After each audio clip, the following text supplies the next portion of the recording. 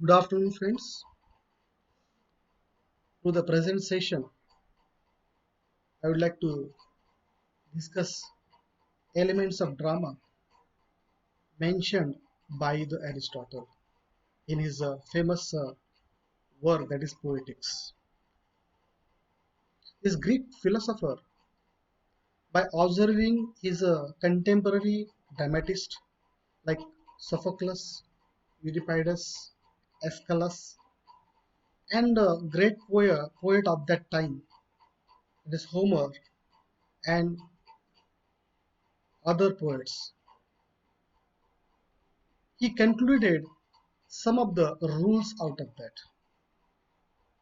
And particularly, his work Poetics deals with the tragedy,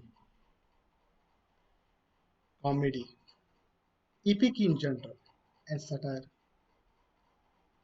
a little bit. In his famous definition of the tragedy, that is, tragedy is an imitation of an action that is serious and of a certain magnitude, of certain amplitude, in the form of action, not of narrative, with a language embellished with each kind of artistic ornaments, effecting the proper purgation of the feeling through the pity and fear. So that was the definition given by the this great author. Through this definition, the six elements of the tragedy are inferred. The first one is the plot, then character, thought,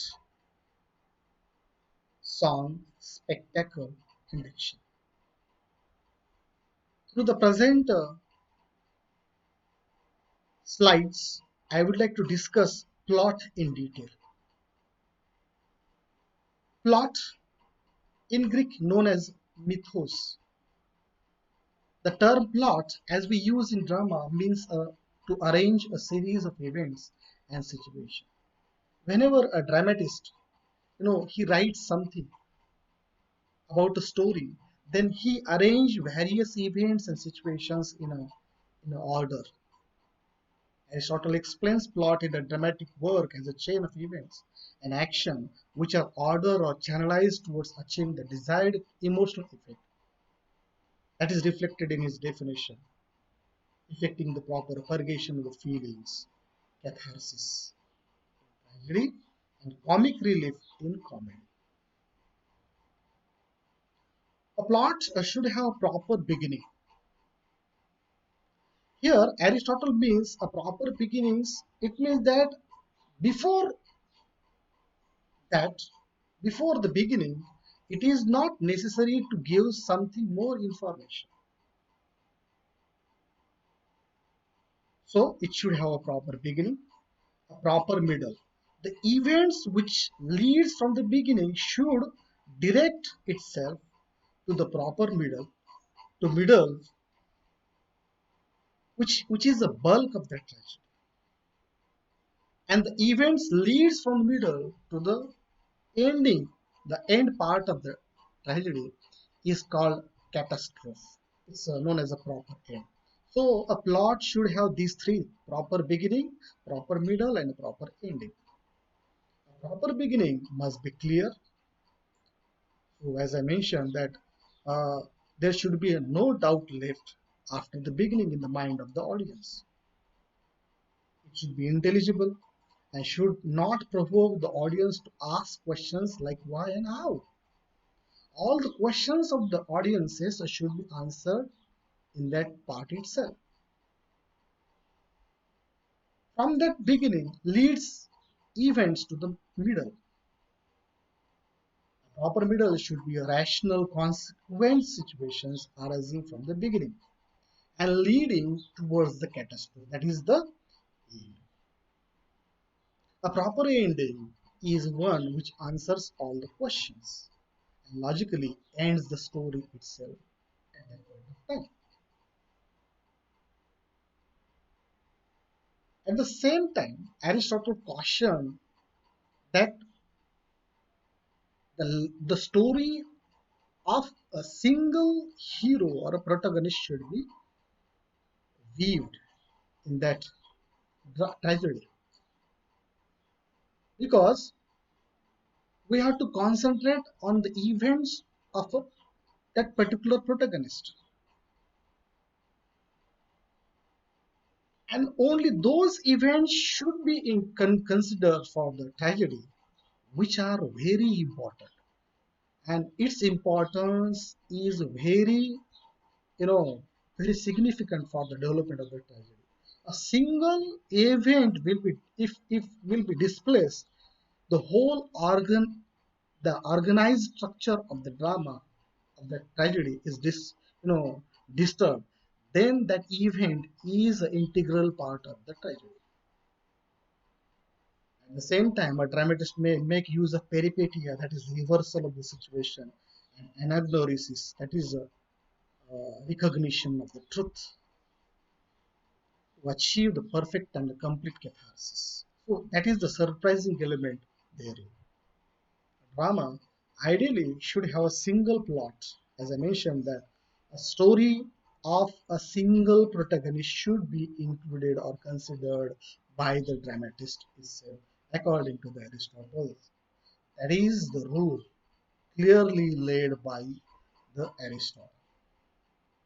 But it can also have a main plot and a subplot. The main plot is very,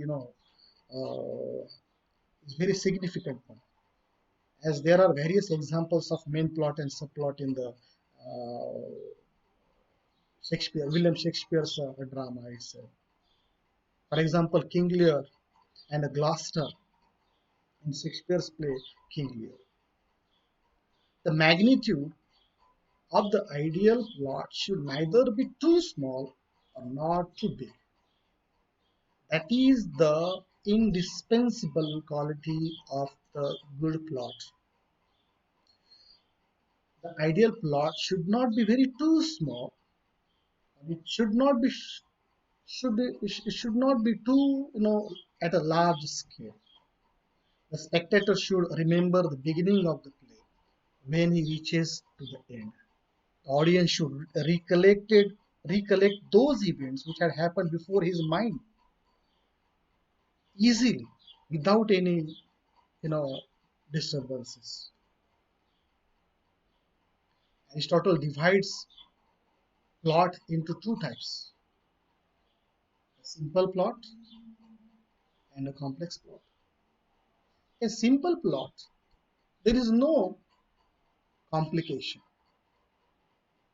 there is no tangled knots. A simple plot is one which moves uniformly in one direction without any violent or sudden changes. It's a smoother one. It does not having the surprising qualities of, peripeteia and anagnorisis, as it is a part of the complex plot. A simple plot may not have that peripeteia and anagnorisis. Whereas complex plot is one which has peripeteia, that is reversal of the situation or action, and anagnorisis, that is recognition of the. For example, unknowingly, brother kills his brother. Brother kills his, his own kinsman, and later on he recognizes his, that mistake. So this surprising element is integral part of the complex plot. Should have unexpected end as a result of the action done with best intention, thereby resulting in a perfect catharsis. So this is the situation with which the dramatist should develop his tragedy and drama, which means by these two unsurprising elements, dramatists achieve the purification of the mind, and audiences, their emotions of pity and fear raised. Pity at the undeserved sufferings of the protagonist, and fear what may befall, what may happen next. So that is the quality of the uh, perfect dramatist. So with this, I would like to conclude the topic, that is element of drama, plot.